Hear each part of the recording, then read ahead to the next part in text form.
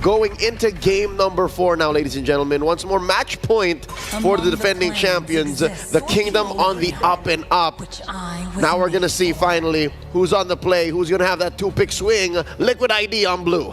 Okay, and they do the same exact thing they did in game number 1. They take out the Bruno, they take out the Wan, and now the Eve is thrown into the mix, but the big difference for RRQ this time is taking out the Hilda. They learned their lesson after game 1 and 2, and now it's no, the Aaron Hilda's just too much to deal with. We're gonna get it off the map. Aaron Hilda. Aaron Hilda. Because there's Aaron Shiki. If there's no Shiki at the end, then it's Aran. It's Aran. Understood. Well, now the question is, do you pick the Cho up? No, they're going to go ahead and go in for the Zushin, which did walk. This is very game similar to game number 1, right? The Zushin walks because you go for that Wan pick off instead. And the Zushin was one of the deciding factors in how Team Liquid ID was able to secure victory. So does the Hezkiel dictate the pace? Because this is one of the 2 problems that TLID need to solve. Does RRQ steal the Cho? Does Edok take the Cho right here, right now? Is it Chuyo? I think you do. I think Chuyo. Chuyo's a solid up-front lineup, and it gives you flexibility. It gives you answers. The Wan and the Bruno are already gone. But then you do offer up that Granger, right? So maybe they lock in the Granger here. No, Aurora. Sorora. Yo. We're reaching now. Almost. Why the Aurora? Is the stopper that important? They're clearly, they're telegraphing the wall set up for King Skylar. I feel like they're up to a sneaky play. I mean, even considering they picked up their mage, knowing that a mage was already on the table. Yeah. So they have something up their sleeves. They're not going to count it out just yet. But TLID, they're not going to waste any time on the draft. Going to go ahead and pick up this glue alongside the Alpha. It's clear that their focus is still on Aran. They know that Aran is such a game changer, no matter what hero he picks. So, you know what? We'll still pick the glue. I see it. Flavor Flav throws all of the gloves off and it says, you know what, just give me the Alpha, give me an old favorite, and the answer, Dyron's Phoveus. I'm wondering it, you know, I'm still in a place where the Phoveus doesn't look amazing to me right now. The Aurora doesn't look amazing to me right now.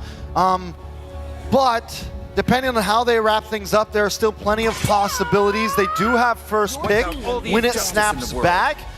I'm wondering, does TLID ban out the Granger right here and stop RRQ from getting that? They have to. Yeah. Trex, that is key to understanding the big picture. We don't get it right now why they drafted this way, but you know what? I'm going to stand my ground and say this is still all set up for King Skylar. Like, that's why I think Liquid ID should start banning out whatever marksman hurts the most, because they're going to have to tell Aaron, just hunker down, brother. Aaron, you're going to have to pick whatever's left after we take out all the good marksmen in the second phase. Yeah, and we still got to see the roamer for the side of RRQ Hoshi as well. The Cho being taken off the board. They already have great crowd control with the Aurora. What do they slot in here? I mean, even the Mathilda, I would have said, would have paired off good with the Phoveus, but with that being taken off the table by RRQ Hoshi, it really makes you scratch your head. And what do they have in store? They have some game plan for this 2-pick swing on the second phase of the draft. We got to see which way it goes. Even taking out the chip on top of that. Not too many marksmen available, though. Do we see the Beatrix come out? Do we see the Claude come out? Trex, you're onto something. Even RRQ understands that it's really not Aaron that's a problem. It's that mid-duo, so they're continuing to attack Weedy. Either now, since, listen, we know that at least Jushin got, okay, you got the Jushin, but now it's, let's see if we can force, because my mind was going to the same place. Well, last time we guessed Tig, but they didn't go Tig. Maybe they force Witty onto something like the Carmilla again, because what the little bird tell you? Carmilla's like a nothing pick for Weedy. Like when we don't know where to go. It's what he gets when there's nothing left. So do they save, so do they lock in Marksman right now, or do they lock in the TIG for themselves on RRQ? Do they lock in something of that nature and save Skylar for very last possible counterplay pick? Last time they did that, it did not go well. They went for the Claude, so maybe you lock him in early. That is the Jawhead now, going to the hands of Edok. So yeah, they are going to protect Skylar by picking him last. What's left on the board? The Beatrix, Harith, the Harith. Oh, I actually want to see the Harith on Aaron right now. He played it earlier. That's what they won the Yushin lineup with, the Yushin draft. Game 1, Harith, it's all fitting into pieces for them. He went 7-2-1. Yeah. Harith would be good, especially when you have heroes that can get up close and personal. Could definitely be a pick. Saving the best for last for Skylar, though, right? The veteran on the side of RRQ Hoshi. What is he going to lock in? There's already sustainability with the glue. There's great crowd control with the Zushin and the Alpha as well. There it is. There goes that Harith to be facing off against Skylar in the gold lane, matched up with the Belleric. Yeah, I think the Belleric's a solid pick. It's a big change up from the Carmilla. Still something similar in a sense. Wants to get in, wants to throw down a big circle on everybody. But it kind of has a slightly different touch to it. You get some response. RRQ, Skylar. I don't know if he should. Don't do the Claude. All right. So we go into Beatrix, solid pick.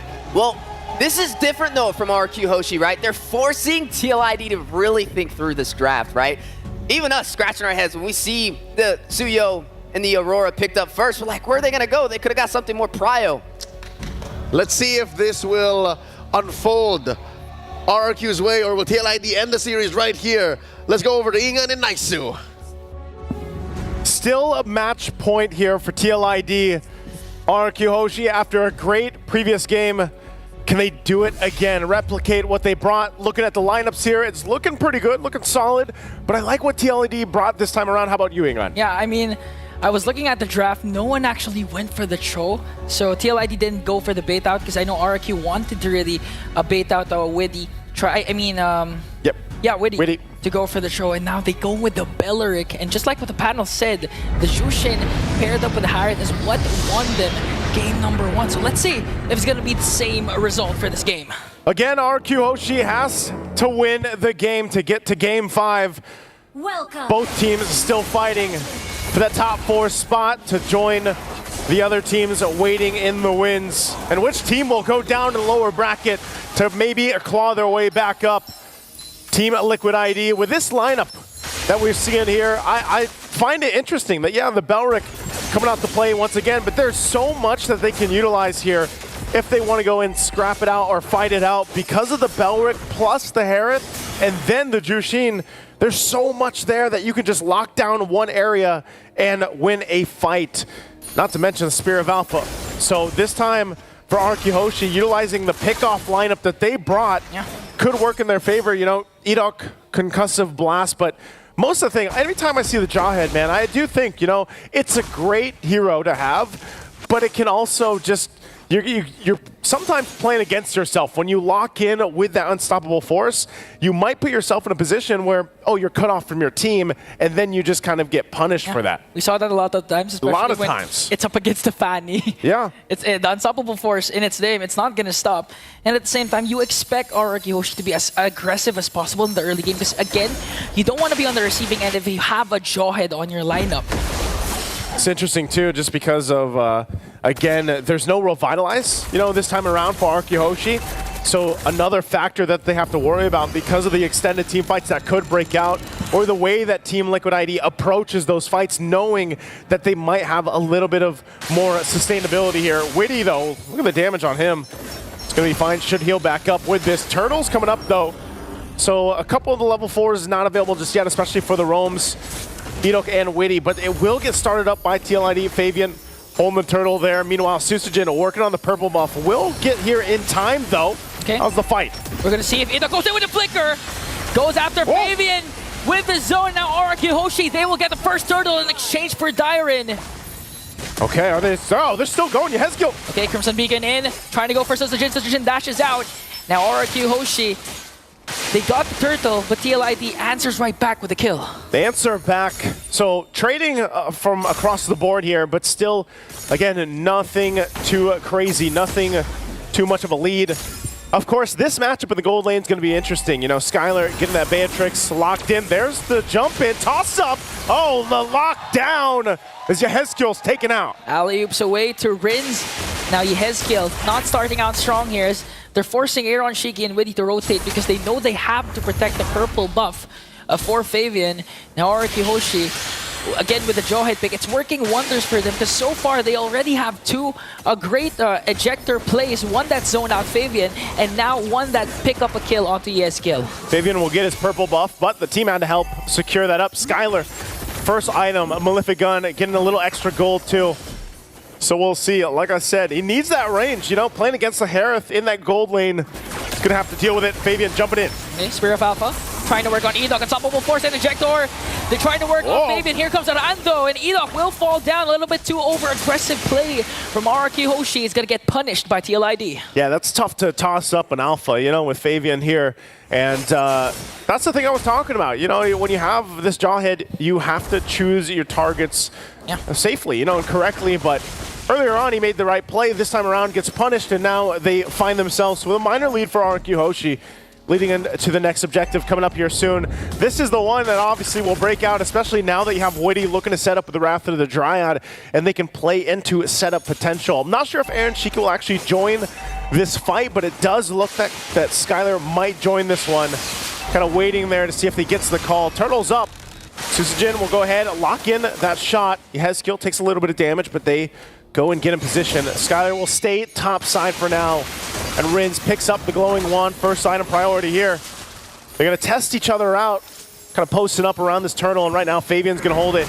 The rest of the team's going to set up the perimeter. Okay, the XP lane is just trying to Zoga. Here comes the Unstoppable Force. Bridging Glacier is going to connect, but still Fabian will get the turtle. Now the attack of TLID, forcing out a lot of flickers coming in from RRQ. Aran just working on Rins. Yesgiel with a Lantern Flare, going to get picked up by Edok. Edok manages to stay alive. Aran split, but going to get caught up by 3. RRQ Hoshi again with 2 kills despite losing the turtle. A great fight, you know, for RRQ Hoshi. Great exchange. Getting a couple kills. Even Skylar making his way. He used that flicker down too, but Rins, you know, not able to get taken down, and Susujin on top of it will now get the tier 1 in the bottom lane. Great starting off for RRQ Hoshi. Even if at the cost of a turtle, it doesn't really matter right now. They'll continue to put on the pressure, and it's up to Team Liquid ID now. Looking, there's the toss again. Another throw, might be the wrong target. Able to cast the Wrath of Dryad, pick up the Frigid Glacier. Witty was able still to escape, and that's someone you don't want to throw, especially if you can't burst him down right away, as Fabian works on Susujin, forcing out the Retribution. Susujin will be able to walk away. Oh, now look at this top side play. Aaron Shiki is going to have to rely on Yehezkiel up here at tier 1. Nearly going down. Skylar still might be able to get it. There it is with the cannon minion. Turret down, so now RQ Hoshi with a space advantage on the map. 2 tier 1s down, and this has been a very aggressive Edok. You know, whether or not puts himself in a bad situation, it's enough pressure to keep TLID kind of second-guessing themselves, you know, on their entry points. More big items being picked up. Skylar taking a shot right there. Again, he's only got the Malefic Gun, still working on the BOD. And then even some of the defensive items also coming into play. Dyron got the Thunder Belt. You have, of course, the glowing wand for Rins. And then for Edok, he does have a Radiant Armor, as he's just going to be putting himself in that position. Yeah, the beauty of the lineup of TLID is once Witty is able to cast the Wrath of Dryad in the perfect time and sets up a lot of members of RRQ Hoshi, they can just easily burst it down because of the fact that they have Fabian as well as Aaron Shiki, but Edok again, Unstoppable Force Ejector Flicker combination, forcing Witty to use the Revitalize, but a little bit too deep there as he will fall down in the hands of TLID. Now the counter attack coming in from RRQ. Rins forced to use the Frigid Glacier. Here comes Aaron Shiki with a Salmon Force. Tyrant has to walk away here. TLID still standing strong with 5 members. Lantern Flare gonna connect onto Tyrant, and they might be able to take down Witty with him, as Tyrant will also fall down. Another kill for Fabian. Oh, they're slowed so much. They're not able to get away from the fight the way they want to, but RQ Hoshi again coming out with nearly everything in that fight. Only the cost of Dyron, and Edok jumped in, but that's all he needs to do. If he's enough of a distraction to toss someone to the whims, then that works out. Susujin now taking the purple buff. Now it's Susujin with a lead in this game against Fabian. They get the tier 1, so now all tier 1 turrets down. And even that tier 2 on the bottom side almost pushed in RQ Hoshi with a massive space advantage right now. Yeah, and not to mention a 3.9k gold lead. That was a well-executed play coming in from RQ Hoshi, just Dyron literally being the sandbag, forcing TLID out of position once again. And again, started things off by Edok, the Unstoppable Force Flicker play, paired up with the Ejector. That was more than enough to set up RRQ Hoshi for that favorable trade. It's really interesting, the fact that, you know, you think when you see these ultimates and the options available from TLID's lineup, that in those kind of team fights, they should be able to go ahead and win those fights based on their area of effect and the lockdown. But just looking at the itemization, you can see the difference here. Starlium Scythe and Feather of Heaven, not enough, but here's the breakout again. Early split. Diren casted already the Witty casted the Wrath of Dry, and here comes the Frigid Glacier counterattack coming in from RRQ. Wow. They're gonna pick up 2. Next man is Aran, and RRQ Hoshi just really wrecking havoc up against the cavalry. Man, right now the kingdom is rallying together. Every single team fight they choose to take, there's no response so far from Team Liquid ID. Yeah. And even Skylar, the fact that he got this Beatrix, look at the shots on Aaron Shiki, keeping him in check right now. Man, TLID needs a lot of time to be able to go toe-to-toe against RRQ Hoshis.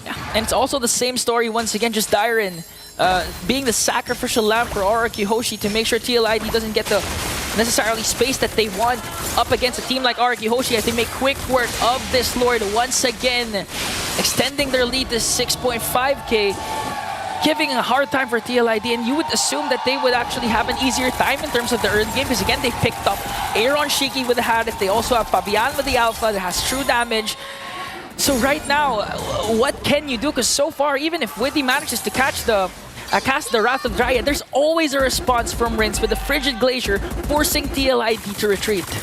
It's getting to that point where Skylar is locked and loaded. He is just zoned in. He's got a Sky Piercer now too. So Malefic Gun, BOD Sky Piercer. And you already got a preview of how much that Renner shot is gonna hurt. And so it's great. I mean, if you think about it, like we were saying, you know, you set up those things around the Wrath of the Dryad. Well, Skylar's there based on whatever gun he decides to approach the fight with, but now walking in with the Lord here, again, a massive lead. They're going to put the pressure now on the base turrets. Okay, Wrath of Giant going to connect. Here comes the counter attack. Frigid Glacier once again! Aran is going to fall down in the hands of Skylar. TLID trying to make quick work of the Lord. They will, however, save their mid lane inhibitor turret. But RRQ Hoshi, their attack might not be over just yet. Skylar's just going to go ahead and whittle down that mid turret. It does finally fall. Edok threatening them with the unstoppable force. He doesn't have the flicker, but he might still choose to go in. Top turret, next target here from RRQ Hoshi. They might just go ahead and go with a toss-up turret being worked on. Edok now on the front side, clearing out the minion waves while Skylar works on that, and now Aaron Shiki, whoa, the shot from Skylar! Even with a Salmon Force, misclick, mistargeted, and just got bursted down by the members of the